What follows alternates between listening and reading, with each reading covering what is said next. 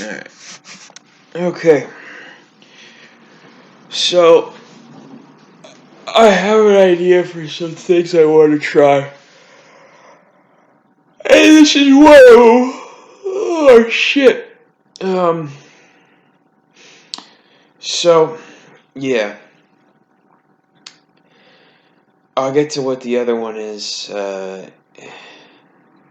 on Friday after I film, uh, my weekend review video, which will be a doozy this week because quite a few interesting things happen. We'll see if they bear any fruit. It should be interesting to talk about.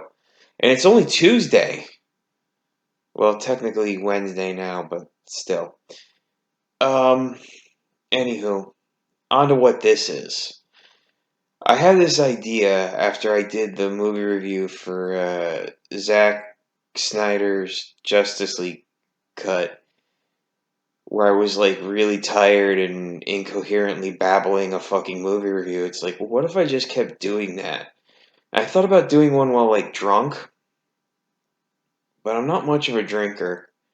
I don't want to turn myself into an alcoholic for a fucking bit. I don't like getting drunk. I don't like what it does to me. You know, also just getting drunk alone in your fucking apartment when you're an antisocial weirdo. It's not, you know, that probably won't lead anywhere well. But I have been recently taking melatonin before bed to make myself tired, and I did a thing online where I asked people to vote, and I gave them till Friday, but from what I've seen, the people who've been voting, um, you know, I think it's only one person voted and said, hey, melatonin. So I guess melatonin is winning so far, and will most likely win because nobody else seems to care. They said work the algorithm. I don't know how you make people care about what the fuck it is you say.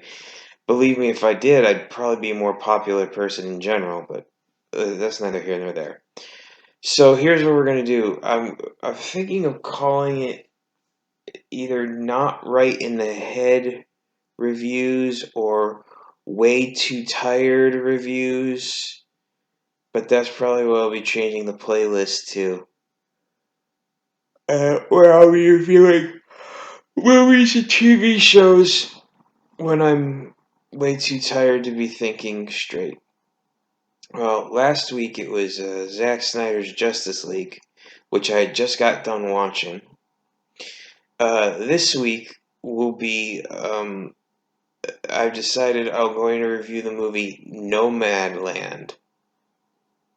Nomad Land, Nomads, is it Nomads or Nomad? Ugh. Let's see, Nomadland, Nomad singular. Okay, yeah. Uh,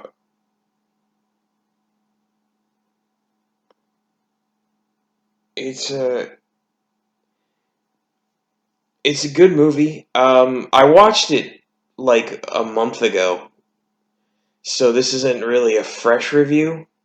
So that'll make this also extra interesting. Um, but I do remember it being good. I will tell you one thing: do not watch this movie the same week you lose your job, because it's literally what happened. I watched it the Friday after I got fired. I got fired that Wednesday, and then watched this movie that Friday because it came out on Hulu. And I had heard good things about it and decided to watch it to take my mind off of things. Not the right movie to watch because the whole movie is about employment. Um, it's Wow, I didn't realize how. Huh.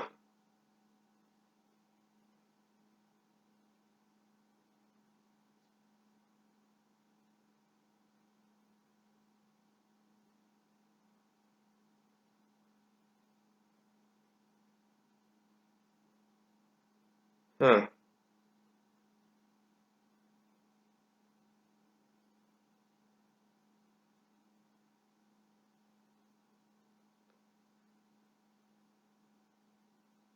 Um.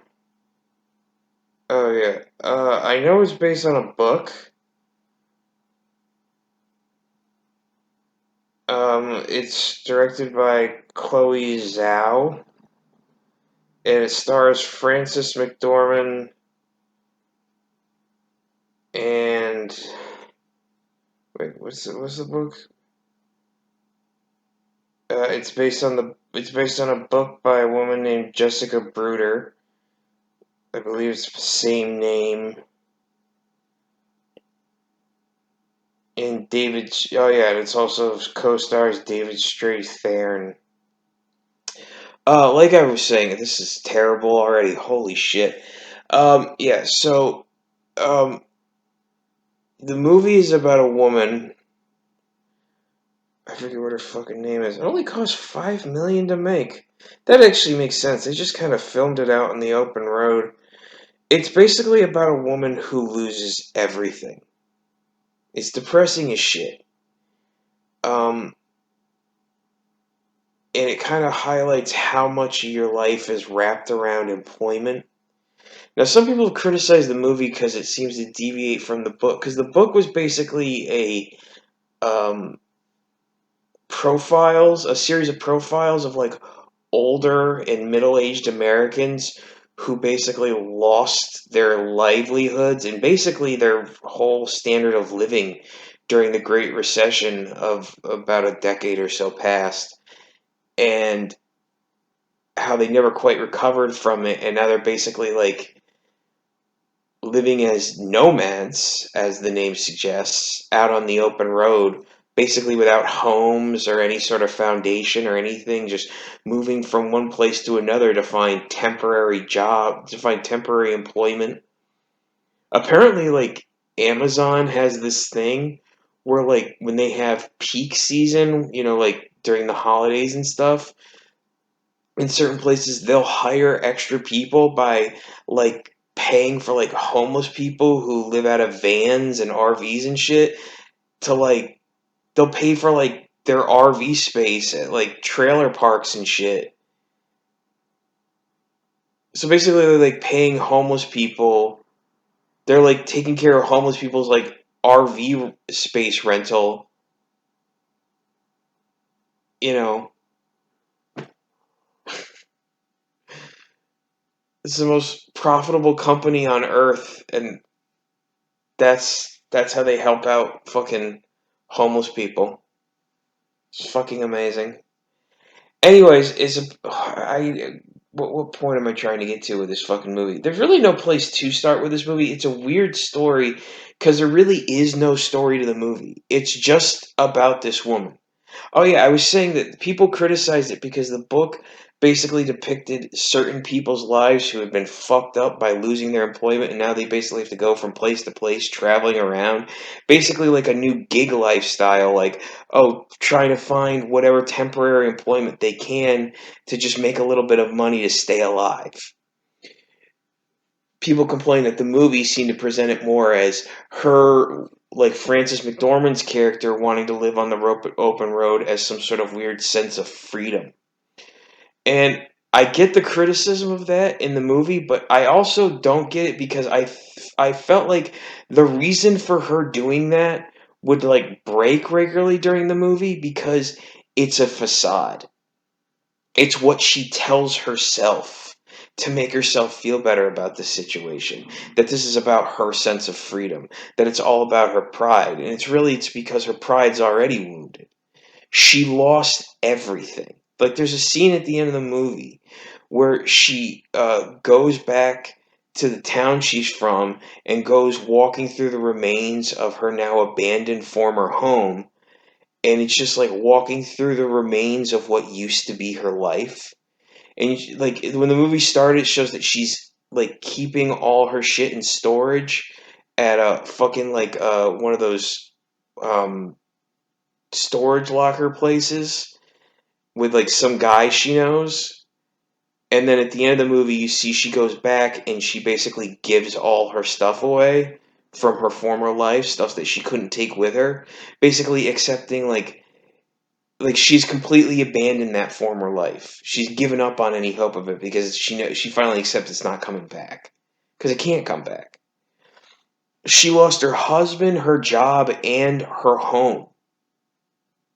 And by that I mean like her husband died. I think they said he died of cancer, and then the plant that they both worked at closed down. So she then lost her job. But the plant that she worked at was like the plant for the small town she lived in. So because the plant closed down, nobody had any jobs anymore, and so they all had to leave, and so the town basically ceased to exist. So just like everything in this woman's life was just gone. And now all she had was a van she was living out of where she travels from place to place. And, you know, she has a sister who she's not really close with. And her sister basically invited her to, like, well, just stay with us. She's like, I can't stay here. I can't sleep in that bed. It's like they keep trying to present it as like it's this desire for freedom thing she wants, but it's really all about pride. It's about a desire to carve out a life for herself. Because even though she's on the road, she doesn't have a home, she's living a very precarious, even dangerous lifestyle. They point out how, you know, she could freeze to death at night in certain temperatures.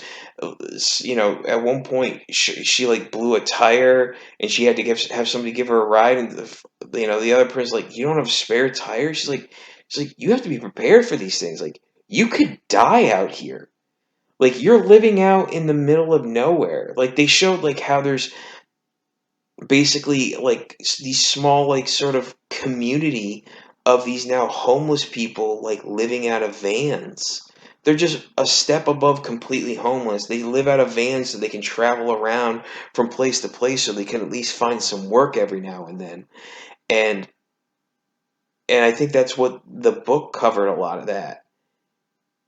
And it's so depressing because you're like, it's like older people, like middle-aged and senior citizens, and it's like they work their whole life and they have nothing to show for it. Like they showed Frances McDormand's character talking at one point to this woman, and she talked about how after she lost her job, she like checked, she's like, well, maybe she's like, I was old enough to retire, so she checked her social security benefits, and she's like, it was like $500, like 500 something dollars. She's like, I can't live on this. Which, to be fair, the Social Security Administration actually says on their website, like, Social Security payments are not meant to be lived on. You're not supposed to be able to live on them. They're not supposed to be your sole source of income. They're just supposed to be a supplemental thing for when you're older. Which, you know. But this movie kind of demonstrates about how, you know, this story demonstrates about how, like, that doesn't really work out that way. You know, people lose everything and they don't have really, in after a lifetime worth of work, they could have literally nothing to show for it. Like, look at me. I worked 12 years straight, and that's not even including the time I worked before that, and I don't even have enough to like last me through the year without help.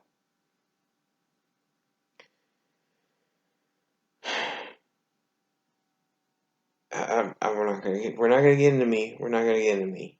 Sorry, depressing enough. So I already discussed how the movie ended.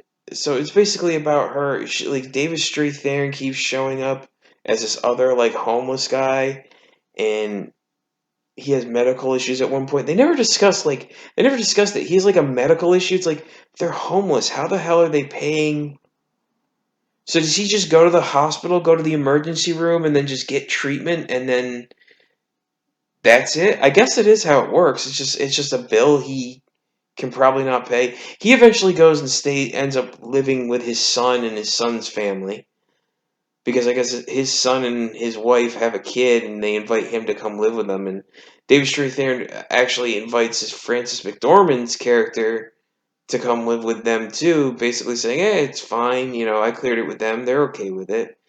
And because he obviously has like a thing for her, and they have like a farm and shit, and she acts like she's going to stay, but then she ends up leaving. And that's where you kind of get like the first hint, like, you know, she can't take somebody's charity. Like, I get this. I get, like, some people, like I said, people complain that it was like trying to depict it like it's this freedom thing. It's not. That's the cover. That's the bullshit you tell yourself. It's about pride. That's pride fucking with you, as a quote from another movie. But it is. That's what it is. It's pride. She can't get over her pride. It's like she has this feeling I should be able to maintain my own life. I shouldn't have to have somebody give me a life. Because if somebody can just give you a life, they can just take it away. It's like you want to be able to provide your own life. The problem is the fallacy in that is you're looking for employment to provide you with a life, and you don't unless you are an entrepreneur that starts your business from the ground up, you're asking someone to give you employment, which can allow you to create a life of your own. So you're still asking for somebody to give you a life because you're asking for somebody to give you employment. It basically just like it kind of shows people complain that it didn't focus enough on what the book focused on about how there are working class people in such precarious positions that a recession or some kind of financial you know downturn could utterly upend their lives irrevocably, you know never to be repaired, which is depressing, and depressing because it's so true.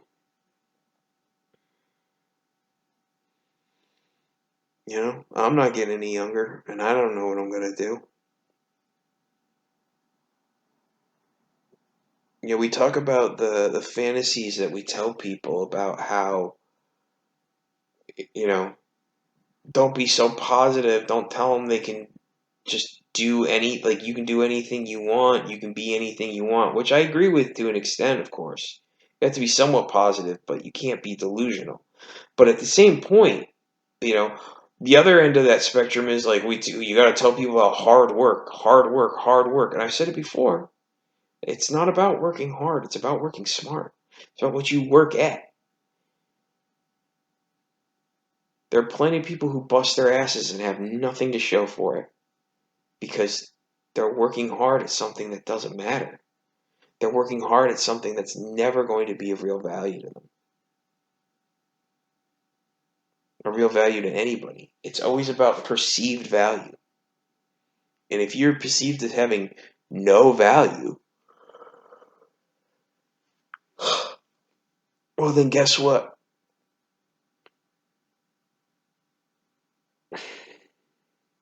You ain't shit. But yeah, you can't just tell people it's about working hard. You could argue that homeless people are the hardest working people on earth. They gotta bust their ass every day just to survive.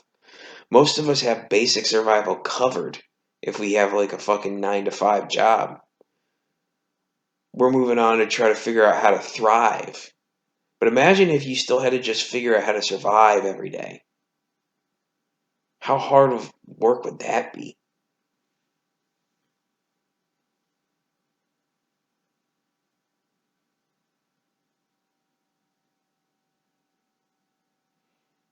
It's got to be a scary way to live, man.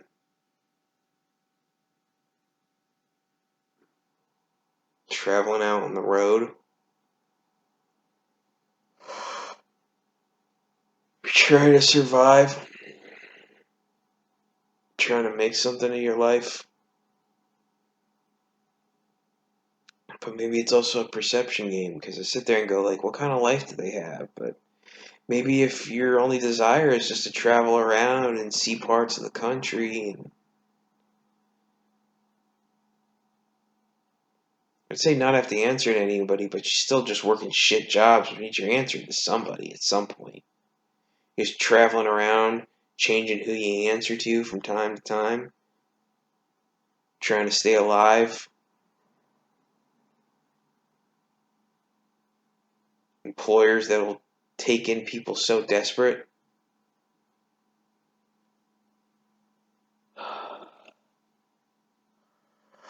I mean, you guys smell bad doing that. It's just inevitable. I don't know what point I'm trying to make. I will say this, it's a good movie. It's no surprise that it got an Oscar nomination. I think Frances McDormand did too. Chloe Zhao. I wouldn't be surprised if one, if not, or not all of them win.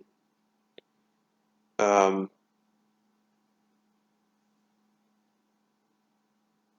it's an excellent movie.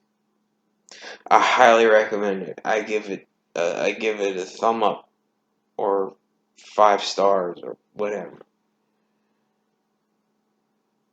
So yeah, that was my half exhausted movie review. I'm more than half exhausted. Half asleep movie review. Maybe that's a good title. It's a working title. It's a working process. Ah, there, I said it again. Yeah, we'll figure it out. Um, I got something planned for Friday night. Very similar. We'll see what Saturday night is like. I want to try seeing if I can do Twitch. I don't know if Twitch is gonna work. I'm thinking about it more. But we'll see. We'll see. That's a Saturday night problem. But yeah, the next video should probably be making 2 on Friday. See if I can edit this sometime tomorrow. Uh, but yeah. So yeah, if anybody happens to actually be watching this, hit like, hit subscribe. I'll have other shit. Watch Nomadland. Good movie. Solid Oscar contender. So yeah, that's it. Have a good one.